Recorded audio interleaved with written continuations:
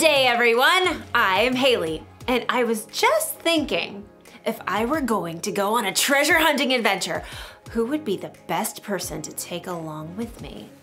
This is gonna take some wisdom. Wisdom is finding out what you should do and doing it. You know who knows a thing or two about hunting for treasure? Pirates! Arr! Pirates have been hunting for treasure for generations. She'd make the perfect person to bring on my adventure. Arr! I'll find your treasure for ye. X marks the spot. Then again, the only reason pirates bury treasure in the first place is because they stole it from someone else. I'm not sure they can be trusted.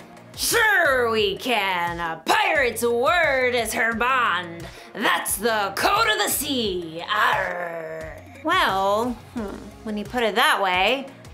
Hey, wasn't your eye patch on your right eye? Oh, sorry about that. Now, about that treasure.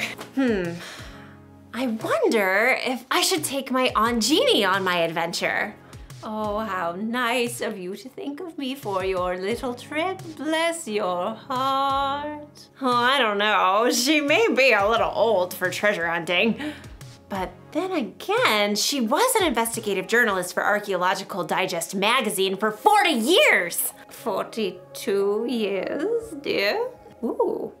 You know a thing or two about hunting for treasure, don't you, Aunt Jeannie? I've been around, that's for sure. Well, it seems like a no-brainer. It's obvious who I should take on the treasure hunt. It's, thank you. Was a hard decision, I'm sure, but I'm the star that you've been searching for. In today's story, we'll hear about a king who had a hard decision to make. Follow the advice of his friends or people who are older and wiser. It's fun to talk that way. I imagine doing it for our whole adventure. Nope. I'll see you soon. The Bible. It's 66 books of history, stories, letters, and poetry that fit together to form God's one big story. The epic adventure of how He created us and loves us so much that He made a way to rescue us. As we travel through the Bible, from Genesis to Revelation, we discover people who met God and found their lives changed forever. Now, for an amazing story, inspired by the book of 2 Chronicles, chapter 10. For over 40 years, King Solomon ruled over Israel. During that time, he did some pretty amazing things, like building a breathtaking temple for the Lord and a beautiful palace for himself. He received visitors from all over the world. He shared with others the wisdom God had given him. Much of this wisdom can be found in the book of Proverbs, including this advice on how to gain wisdom. Walk with wise people and become wise. A companion of foolish people suffers harm. Unfortunately, Solomon's son Rehoboam did not pay attention to his father's words. He believed his way was best. And when Solomon died, Rehoboam became king of Israel. All hail King Rehoboam! Wow, check me out! Golden crown, spiffy palace, this is the life. Though the kingdom was strong under Solomon, he made the people work extremely hard. Now the Israelites wanted to see how this new king would treat them. Led by a man named Jeroboam, they came to see the king. Hey, you stole my name. It's Jeroboam, not Rehoboam. Whatevs, Jer. Now what do you want? Your father made us work very hard. Let us take more breaks and we'll serve you well. Sounds like you want to slack off. We just need a little more vacay time. Then we'll be ready to give it all we got. Well, come back in 3 days, Jer. Jeroboam and the Israelites left. Rehoboam paced the floor, trying to come up with a good answer. Yeah? No. Maybe? Many times when Solomon needed wisdom, he asked God for it. Rehoboam didn't bother to talk to God, but he did at least talk to his father's wise advisors. The people want me to give them a break so they don't have to work so hard. What do you say? Be kind to them. Absolutely. Give them what they're asking for. You'll win their loyalty that way. Then they will serve you well. Huh. Instead of taking the advice of these wise men, Rehoboam decided to ask his buddies, the guys he had grown up with. He found them eating honey cakes and debating racing chariots. Gotta go with gold rims is what I say. Nah, gold is all show. You have to add some diamonds for traction. Hey, guys. Yo. What is up, my man? People want me to give them a break so they don't have to work so hard. What do you say? Oh, this is good. You get to do the real king stuff now. You gotta show them who's boss. They think your dad was tough? Tell them my pinky finger's stronger than my daddy's legs. Yeah, and my dad gave you a heavy load, but you haven't seen nothing yet. I am gonna lay it on you. Rehoboam frowned. He thought hard, for 2 whole seconds. Whoa! You guys are good.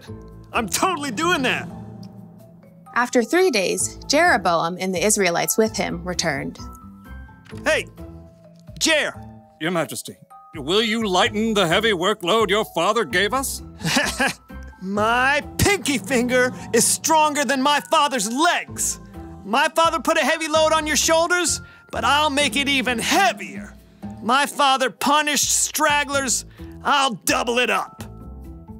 Rehoboam finished with a flourish. He waited for people to tremble and bow low. Are you kidding me? Jeroboam turned to the Israelites. We don't want anything to do with this joker or the rest of David's family. Let's go back to our homes and start our own kingdom. Yeah! Hey, wait! No, you can't do that. I'm in charge. Yeah, you're in charge of yourself. Good luck with that. Jeroboam and the men with him marched out and returned to their homes. From that day, the nation was split into two kingdoms. Rehoboam still ruled in Judah, but Jeroboam was made king of Israel. Totally not my fault. Rehoboam failed to listen to his father's own words. Walk with wise people and become wise. A companion of foolish people suffers harm. Rehoboam's foolishness nearly cost him all of the kingdom.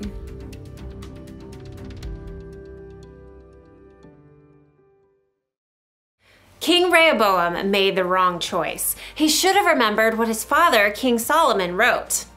Walk with wise people and become wise. A companion of foolish people suffers harm. That means if you want to become wise, you should find someone who's wiser than you to spend time with. Jesus' disciples spent 3 years hanging out with him, listening to him teach, watching the wise way he lived. We should find someone to learn from too. Maybe someone older and wiser. Oh, thank you, dear. Because when you surround yourself with foolish people, you'll end up doing something foolish. You surround yourself with people who say mean things about others, you're going to say mean things about others. With angry people, you'll be angry. With people who break the rules, yep, you know what's gonna happen. But hey, you've been around, right? You know the difference between someone who makes wise decisions and someone who doesn't. So, pick your friends carefully and find someone older and wiser to be your mentor, someone you can learn from. Here's the one thing to remember today. Hang out with wise people. Ask God to help you find the wise people in your life. He wants you to have wisdom, remember, and he can use other people to help show you the way. So, what do you say, Aunt Jeannie? You want to go on an adventure with me? Haley, my dear, I was made for adventure. Well, all right. I'll see you all next time. Bye. Bye from me too.